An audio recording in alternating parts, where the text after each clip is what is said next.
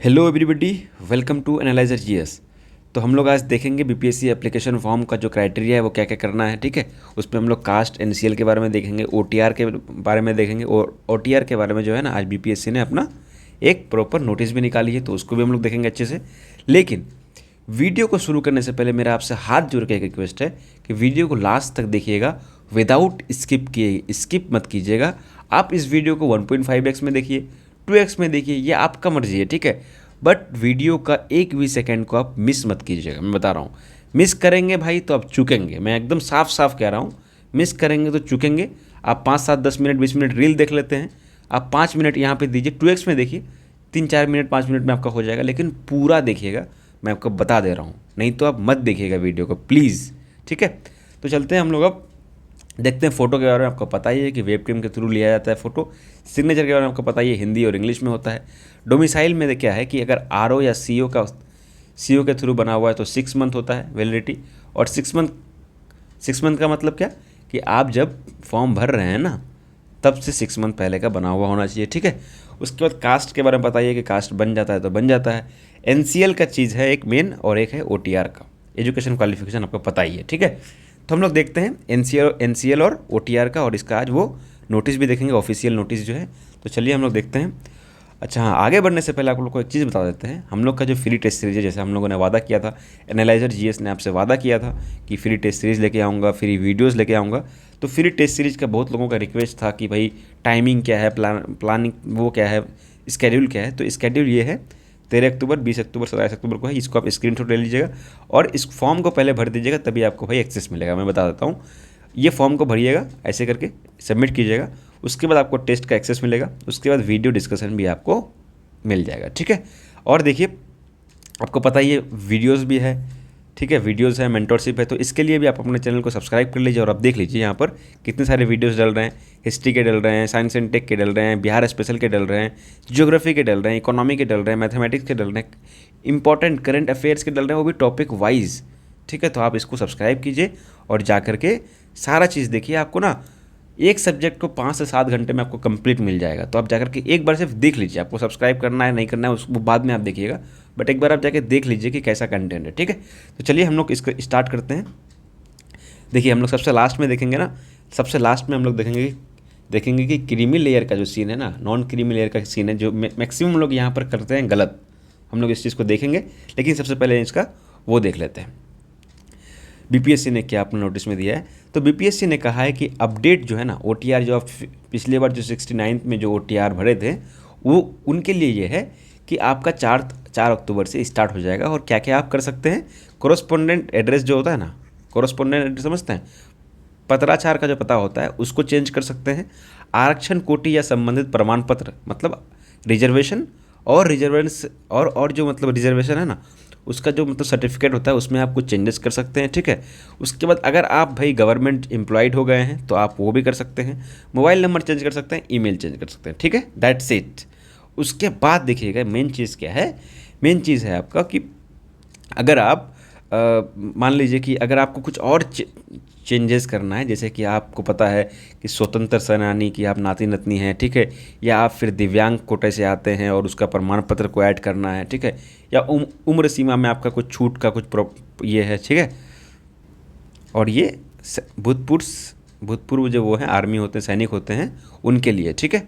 और एक क्या है मेन चीज़, आधार कार्ड भी आप इसमें चेंज कर सकते हैं। मैं यहाँ पे हाईलाइट कर देता हूँ, आधार कार्ड भी आप यहाँ पे चेंज कर सकते हैं। लेकिन ये सारा चीज़ के लिए ना आपको मेल करना होगा। क्या करना होगा, मेल करना होगा। यहाँ पर मेल आईडी दिया हुआ है, इस पर आप करेंगे मेल, फिर आपको कन्फर्मेशन मिलेगा। उसके बाद आप ये सारी चीज़ें को चेंज कर सकते हैं, ठीक है।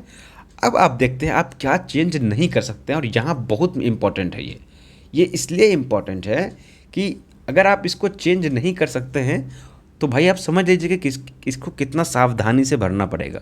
अगर इसको सावधानी से भरना पड़ेगा तो हमें सोचना चाहिए कि मतलब सब कुछ हमको एकदम अपने दिमाग को खोल के भरना है फॉर्म को। ऐसा नहीं कि सोच कुछ और रहे हैं, फॉर्म कुछ और भर रहे हैं, नहीं। एक बार गलत हो गया भैया तो गलत हो गया।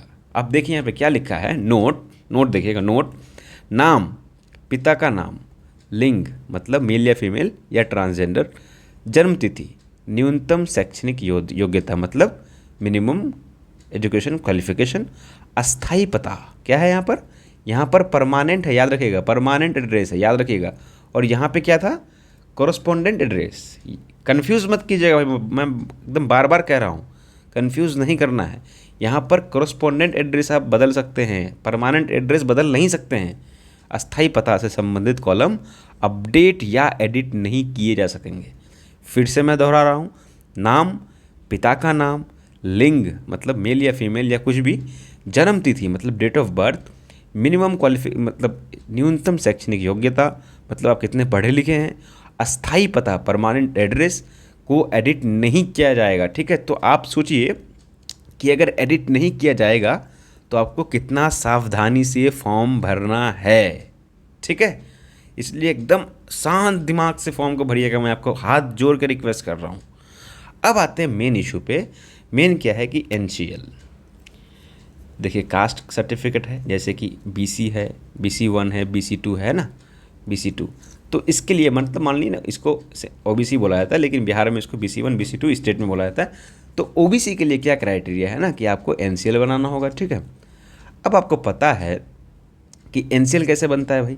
एनसीएल कैसे बनता है मैं आपको बता देता हूँ यहाँ पे अच्छे से। एनसीएल बनाने के लिए पहले आपको इनकम सर्टिफिकेट चाहिए, इनकम सर्टिफिकेट चाहिए। इनकम सर्टिफिकेट के बाद आप करते हैं अप्लाई, फिर बनता है आपका एनसीएल। ठीक है, लेकिन यहाँ पे इशू क्या है, मैं पेन चेंज करके बता देता हूँ।